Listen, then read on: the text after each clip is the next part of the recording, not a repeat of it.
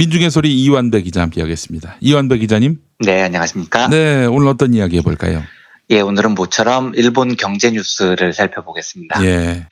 지금 일본 경제계의 최대 관심사는 한국과 무역 분쟁도 있지만 예. 소비세를 올리기로 했다는 소식입니다. 예. 10월부터 기존의 8%였던 소비세가 10%로 올랐거든요. 근데 요 이야기 전에 월요일자 서울경제에 흥미로운 기사가 하나 실렸습니다. 네. 일본 소비세 인상에도 아베 지지율 50%대 행진, 한국 때리기 효과라는 제목의 기사입니다. 예. 역사적으로 어떤 정권도 마찬가지지만 세금 올려서 국민 지지를 얻는 정부는 많지 않습니다. 증세는 정부 무덤 같은 거죠. 네. 그런데 일본의 소비세는 정권의 무덤 정도가 아니고요. 지옥 같은 겁니다. 일본은 소비세를 손대는 정권 족족 다 망했거든요. 1978년에 오이라 내각이 소비세 도입 추진했다가 여론 엄청난 반발에 부딪혀서 철회하고 총선에서도 참패했습니다. 89년에 다케시다 내각, 일본 역사상 최초로 3% 소비세를 부과하는 법안을 통과시켰는데 결국 역풍 맞고 수상이 사퇴를 합니다. 요 내각을 이었던 우노 내각이 소비세를 실제로 도입했는데 참의원 선거에서 대패하죠. 96년 하시모토 내각이 3%였던 소비세를 5%로 올렸는데 역시 참의원 선거에서 참패하고 하시모토가 수상해서 물러납니다. 이런 식으로 일본 정부 중에 소비세 올려서 망하지 않은 정권이 없었습니다. 그런데 아베가 담대하게 소비세 인상을 단행한 거죠. 그러니까 전례를 따져보면 무덤으로 지발로 기어들어가는 꼴인데 망하려고 작정한 거네요, 한마디로. 네, 망하려고 작정한 거죠. 그런데 서울경제 기사를 보면 여전히 아베 정권에 대한 일본 국민들의 지지율이 50%를 넘는다는 겁니다. 이거 진짜예요? 네, 서울경제는 소비세 인상에도 아베 지지율 50% 행진 뒤에 붙인 말로 한국 때리기 효과라고 이유를 설명을 합니다. 그러니까 소비세 인상이라는 무덤을 판 아베가 의외로 무덤으로 기어들어가지 않은 건 한국과의 무역 분쟁 때문이라는 거죠. 외부에 거대한 적을 만들어 놓으니까 국민들이 겁을 먹고 정부를 열심히 지지하는 효과가 발생을 합니다. 실제 여러 통계를 봐도 한일 무역 분쟁 이후에 일본이 우리보다 훨씬 더 큰 손실을 입고 있거든요. 네. 그런데도 지지율이 50%를 넘는 거 보면 일본 국민들이 아베에게 철저히 놀아나고 있는 꼴입니다. 자, 그러면 아베 정부는 왜 소비세를 올리려고 하느냐? 세금을 더 걷는 목적은 하나죠. 정부가 돈이 부족하기 때문입니다. 근데 일본 정부가 돈이 얼마나 부족하냐면 정부 빚이 1100조 엔 정도 돼요. 우리 돈으로 1경 2000조 원입니다. 천문학적인 액수입니다. 그러니까 보통 정부 부채가 많은지 적은지를 비교하기 위해서는 GDP와 정부 부채를 비교해서 GDP 대비 정부 부채 뭐 이런 수치를 쓰는데요. 얼마 전에 문재인 정부가 정부 부채를 더 늘리겠다고 추진을 하니까 자유당이 발광을 했잖아요. 나라가 빚을 더 지려고 하다니 좌파 정부가 국가를 말아먹는다 뭐 난리를 가났습니다만 우리나라 정부 빚이 지금 GDP 대비 한 40% 정도 됩니다. 그리고 이상하게도 우리나라 정부는 오랫동안 이 40%를 넘어가면 큰일 날 것처럼 조심을 해온 나라입니다. 네. 그런데 이건 빚을 너무 조금 내고 있는 겁니다. 제 생각에는 정부는 훨씬 더 적극적으로 빚을 내야 돼요. 그래야 정부가 적극적인 경제정책을 펼칠 실탄을 마련할 수 있죠. 문재인 대통령도 왜 자꾸 40%라는 수치에 집착하냐, 더 내도 되는 것 아니냐라고 언급을 한 적이 있는데 뭐 이걸로 보수 세력들이 나라 망한다고 난리를 부렸습니다. 그 40%가 무슨 의미인지 전혀 모르고 무조건 반대하는 거예요. 네. 그렇습니다. 그러면 이제 다른 나라랑 비교를 해보죠. 우리가 OECD 통계로 GDP 대비 정부 부채가 한 43% 정도로 나오는데요. 네. OECD 선진국 중에 우리보다 정부의 빚이 낮은 나라가 거의 없습니다. 체코가 41%로 우리보다 조금 낮고요. 스위스가 40%, 멕시코가 38%. 요 정도가 우리보다도 정부 부채가 적은 국가들입니다. 네. 반면에 선진국이라고 불리는 곳들, 예를 들면 미국은 GDP 대비 정부 부채가 136입니다. 우리보다 3배가 넘어요. 영국도 92, 독일 64, 프랑스 112, 포르투갈 103, 이탈리아 132, 영국 63, 호주 66, 다 우리보다 높습니다. 그리스는 좀 특이한 상황이긴 하지만 무려 179%까지 올라가 있습니다. 예. 그러니까 이런 선진국들과 비교하면 우리는 정부가 빚을 내는 걸 너무 무섭게 생각하고 있는 겁니다. 훨씬 더 내도 되는 여유가 한참 남아 있어요. 물론 그렇다고 빚을 무한정 내는 건 위험하죠. 저는 정부가 빚을 지금보다 훨씬 많이 내야 한다고 줄기차게 주장합니다만 제 개인적으로 정부 부채가 GDP의 100%를 넘어가면 조금 위험하다고 봅니다. 네. 빚이라는 게 순식간에 국가를 위험에 빠뜨릴 수도 있는 거거든요. 제가 대충 100% 정도로 보는 건 미국이 136% 정도이기 때문입니다. 네. 미국은 워낙 강대국이니까 또 나라가 크고요. 그래서 정부 빚이 GDP의 136% 정도 돼도 망할 일이 없습니다. 근데 우리는 미국보다는 좀 약한 나라고, 그러니까 규모도 작으니까 조금 더 위험하다고 보고 낮게 잡아서 한 100% 정도를 저는 마지노선으로 보는데요. 이 정도면 충분해요. 지금은 40% 정도니까 한참 빚을 더 낼 여유가 있는 거죠. 자, 그런데 예. OECD 국가 중에 정부 빚이 제일 많은 나라가 어디냐? 예. 압도적으로 일본입니다. 아, 그래요?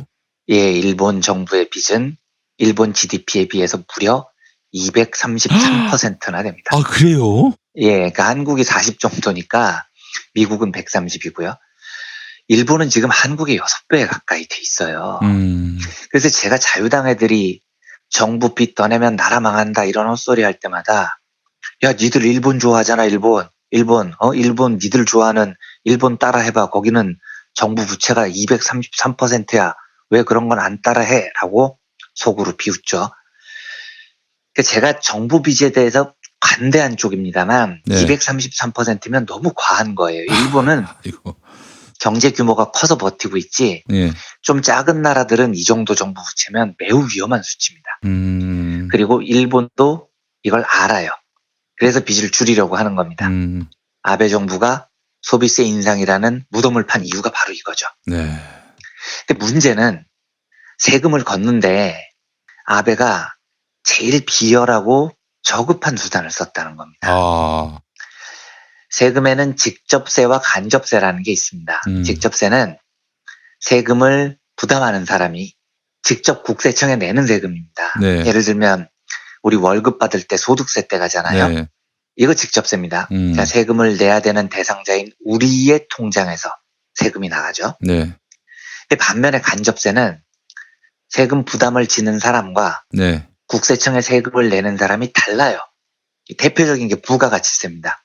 저 물건마다 붙는 거 아니에요? 그렇죠. 우리가 카페에서 차를 한 잔 마셔도, 편의점에서 아이스크림을 하나 사도 네. 사실은 우리가 내는 돈의 10%는 부가가치세가 포함되어 있죠. 이건희 형님이 부가가치세 내는 거하고 이건희 형님의 비교가 안 되는 김용민이가 부가가치세 내는 거하고 같아요, 액수가. 바로 그겁니다. 예. 그러니까 예. 이완배와 이재용이 똑같이 부가가치세를 내면 안 되는 거죠, 같은 사실은. 이시라도. 예. 네. 근데 이 부가가치세를 왜 간접세라고 부르냐면, 네. 부가가치세를 내는 사람은 우리 소비자죠. 네. 물건값을 낼 때 낸 거니까요. 네. 그런데 그 세금을 국세청에 갖다 주는 사람은 우리가 아니죠. 기업이죠. 예. 네, 커피가게 사장님이 우리 세금 받아서 내는 거죠. 예. 그래서 세금을 부담하는 사람과 국세청에 돈을 갖다 주는 사람이 다릅니다. 그래서 간접세라고 불러요. 네. 그런데 일본의 소비세는 간접세입니다. 우리나라 부가가치세하고 똑같은 겁니다. 물건 살 때마다 8%가 부과돼 있어요. 문제는 이 간접세라는 것이 지금 김 PD님께서 이야기해 주셨듯이 소득 수준에 따라서 다르게 매길 수가 없잖아요. 네. 부자하고 가난한 사람이 구분이 안 되니까 햄버거 가게에서 햄버거를 팔 때 이완배 씨는 가난하니까 부가세 깎아드리고 이재용 씨는 부자니까 햄버거 가격 10만 원 내세요. 이럴 수가 없는 겁니다. 예. 그래서 부가세나 소비세 같은 간접세는 김 PD님 말씀해 주신 대로 소득 격차를 더 크게 하는 부작용이 있습니다. 예. 반면에 소득세 같은 직접세는 빈부 격차를 완화하는 효과가 있죠. 예. 부자에게 더 높은 세율을 적용하니까요. 예. 우리나라는 연소득이 5억 원이 넘으면 42%의 소득세율을 적용합니다. 반면에 4,600만 원 이하 저소득자는 15%만 적용하죠. 네. 그러니까 직접세와 간접세의 결정적인 차이는 직접세는 부자에게 더 많은 세금을 거둘 수 있다라는 점입니다. 그러면 정부가 돈이 부족할 때 어떤 세금을 늘려야 되겠냐고요. 경제정의라는 측면에서 보면 당연히 직접세를 늘려야 됩니다. 네. 그런데 정부는 자꾸 간접세를 높이고 싶어 해요. 왜냐하면 이게 걷기가 쉽거든요. 예. 소득세는 높인다고 하면 부자들이 지랄을 하잖아요. 조세 저항도 심합니다. 근데 반면에 간접세는 햄버거 사 먹을 때마다 내야 되는 겁니다. 네. 그냥요. 그러니까 조세 저항도 약해요. 문제는 정부가 이게 쉽다고 쉬운 길을 택하면 빈부격차가 더 커진다는 부작용 때문입니다. 그래서 저는 증세에 찬성하는 쪽이지만 제가 찬성하는 증세는 부자에게 세금을 더 걷는 거지 부가가치세나 소비세 같이 가난한 사람들에게 걷는 세금을 늘리자는 게 절대 아니거든요. 그런데 아베는 지금 부족한 국고를 채우겠다고 소비세 인상이라는 카드를 꺼내든 겁니다. 가난한 민중들 지갑 털어서 정부 빚을 갚겠다는 거죠. 이게 매우 비열합니다. 그리고 지들도 이게 비열하다는 걸 알아요.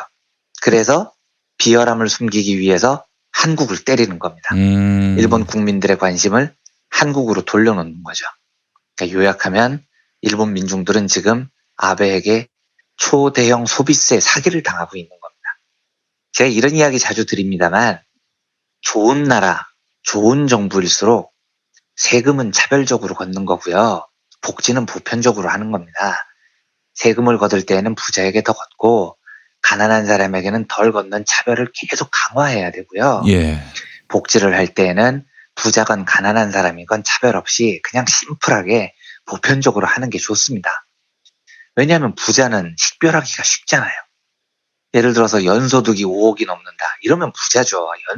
5억 넘게 벌면 부자인 겁니다. 이걸 어떻게 부자가 아니라고 할 수 있습니까? 강남에 집 한 채가 있는데 집값이 30억이다. 이러면 부자인 겁니다. 간단하잖아요. 부자를 구분하는 방법이. 월급이면 월급, 부동산 가격이면 가격, 기준 딱 정하고 그거 넘으면 부자 이렇게 하면 됩니다. 또 너는 부자야. 너 부자니까 세금 더 내. 이게 부자에게 치욕적이지 않죠. 세금을 많이 낸다는 건 당신은 부자입니다. 라는 국가 인증 같은 거니까요. 명예로운 겁니다. 그래서 워런 버핏이나 빌 게이츠 같은 미국 부자들은 세금을 더 내는 것을 매우 명예롭게 생각을 하죠. 반면에 가난한 사람은 식별하기가 매우 어렵습니다. 도대체 어떤 사람을 가난하다고 봐야 되냐고요. 연소득이 1200만 원 이하면 가난하다고 장담할 수 있습니까? 아빠가 이재용이면 어떻게 할 건데요? 마약으로 걸린 남양유업 외손주 황하나 씨. 이 사람이 연소득이 거의 빵원일걸요? 그런데 황하나를 가난하다고 할 수가 없잖아요. 그렇죠. 외할아버지가 남양유업 창업주인데요. 집이 월세에 산다. 이거 가난하다고 장담할 수 없습니다. 은행 계좌 까보니까 100억이 들어있을 수 있잖아요. 그렇지. 그래서 부자와 달리 가난은 식별하기가 어렵습니다. 일단 집도 없어야 되고 월급도 작아야 되고 차도 외제차가 아니어야 되고 주식 계좌도 비어 있어야 되고 가난을 입증하기 위해서는 여러 가지를 다 봐야 됩니다. 게다가 너 가난하니까 복지 혜택 줄게라는 게 그 가난한 사람을 매우 힘들게 하죠. 그래서 복지 혜택을 받으러 어디를 가면 내 가난을 입증하기 위해서 막 10가지, 20가지를 입증을 합니다. 이게 얼마나 사람을 처참하게 하냐고요. 너 부자야, 세금 더 내와는 완전히 다른 이야기입니다. 초등학교에서 밥을 주는데 너 가난하니까 급식비 무료. 그런데 가난을 입증해봐. 그 가난한 아이는 얼마나 비참해지겠습니까? 말이에요. 아이고. 2018년에 이런 일도 있었죠. 기초생활수급센터로 항의 전화가 왔는데 내용인 즉슨 우리 동네 초등학생 애 하나가 기초생활수급 대상자인데 그래서 나라로부터 현금을 보조받는데 얘가 식당에서 돈가스를 먹더라. 근데 진짜 열받아서 전화했다. 가난해서 정부로부터 지원받는 놈이 돈가스를 먹는 게 말이 되냐. 내 세금이 이렇게 낭비되고 있어서 열받는다. 뭐 이런 항의 전화가 왔다는 겁니다. 그러니까 자꾸 가난을 입증하라고 하면 이런 처참한 일이 벌어집니다. 가난이라는 낙인 때문에 복지 혜택을 받아도 그 복지 혜택으로 돈가스 먹을 때도 눈치가 보이는 세상이 돼버립니다. 그래서 좋은 나라일수록 세금은 차별적으로 누진적으로 걷고 복지는 보편적으로 심플하게 하는 게 좋다고요. 네. 그런데 아베는 지금 거꾸로 가고 있습니다. 세금을 보편적으로 걷어요. 가난한 사람이나 부자나 다 똑같은 세율을 적용받는 소비세를 올리는 거죠. 그야말로 일본이 최악의 나라가 돼가고 있는 겁니다. 제가 그 일본 민중들에게 조언을 하고 뭐 그럴 위치에 있지는 않습니다만 일본 민중들은 아베를 제거하지 못하면 진짜 지옥을 보게 될 겁니다. 지금 일본 정부는 빚이 많아서 허덕이죠. 빚을 채우는 방법이 가난한 사람들에게 세금 더 뜯어내고 있죠. 소비세 올라가면요. 모든 물건 가격이 2% 일괄적으로 오르기 때문에 당연히 소비가 줄어듭니다. 일본 경제가 지금 그나마 버티는 것도 내수 덕분인데 네. 이제 내수 박살나죠. 소비 심리 위축되겠죠. 수출은 잘 될 리가 있습니까? 전 세계가 보호무역하고 있는데요. 당연히 수출 안 됩니다. 그런데 이 와중에 소비세 꼼수 감추겠다고 한국하고 무역 분쟁이나 하고 자빠져 있죠. 아베가요. 자, 내수 박살나고 수출 위축되고 일본은요. 아베를 진짜 빨리 제거해야 됩니다. 지옥문을 지금 열고 있는 거거든요. 전 그래서 이런 생각도 들어요. 네. 이한배 기자님. 네. 이렇게 일본 경제가 아작나면요. 네. 또 이 눈과 귀를 흐리기 위해서 네. 독도에 도발하는 거 아닌가. 군사적으로. 그렇죠. 그런 것도 더 심해지고요. 그럼 완전히 또 관심이 다 그쪽으로 쏠리지 않겠어요.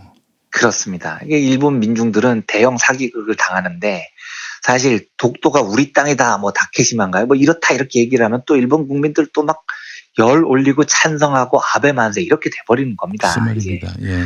망조가 드는 거죠. 저 나라는요. 아휴. 근데 뭐 일본은 일본이고 우리는 여기서 교훈을 얻어야 됩니다. 지금 일본은 이렇게 하면 망한다를 보여주는 교과서입니다. 교과서. 일본이 하는데 반대로만 하면 됩니다. 세금은 누진적으로 걷어야 되고요. 복지는 보편적으로 해야 됩니다. 그리고 무역을 할 때 우리는 호혜와 평등, 상호 존중을 기반으로 신뢰를 얻는 무역을 해야죠. 이웃나라 일본의 망조를 제가 뭐 비웃거나 고소해하고 싶은 생각은 조금도 없습니다. 그 나라에도 민중들이 살고 있으니까요. 그런데 일본 아베 정부의 삽질이 우리에게는 좋은 교훈을 주고 있는 겁니다. 그래서 오늘은 일본 아베 정부의 소비세 인상에 대한 이런저런 이야기를 나눠봤습니다. 네, 알겠습니다. 자, 이한배 기자님 수고 많이 하셨습니다. 네, 감사합니다. 내일 뵙겠습니다.